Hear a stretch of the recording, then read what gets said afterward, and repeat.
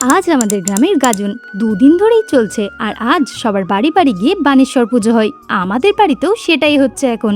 আগে এই গাজনে কত মজা করতাম সবাই মিলে, কিন্তু এখন সে সবই অতীত। বিকেল বেলা মা আবার হরিনোট দিয়েছিল, মা গেছে পুজো করাতে, তাই আমাকেই করতে হলো সব। তারপর আমি চলে এসেছিলাম আমার এক দিদির বাড়ি। দিদির বাড়ি এসছি তার কিন্তু একটা কারণও আছে, সেটা না হয় তোমাদের পরেই বলবো। দিদির বাড়ি এসে ওদের গ্রামে একটা নতুন মন্দির হয়েছে, সেটাই দেখতে এসেছিলাম। আর দেখো, মন্দিরের পাশেই একটা আম গাছ ছিল, যেটাই এত আম ধরেছে মনে হচ্ছে এখান থেকেই হাত বাড়িয়ে পেরে নেব। চলো মন্দিরের ভিতরে যাওয়া যাক। মন্দিরটা কিন্তু বেশ বড়, খুব সুন্দর করে সাজানো আর গোছানো। এখন হচ্ছে আরতি।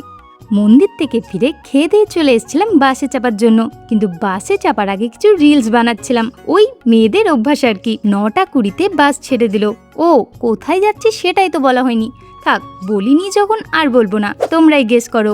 বাসের মধ্যে দারুণ এনজয় করছিলাম, গান হচ্ছিল। কিছুক্ষণ পর আবার ধুরন্ধর 2 ফিল্মও লাগিয়ে দেওয়া হয়েছিল।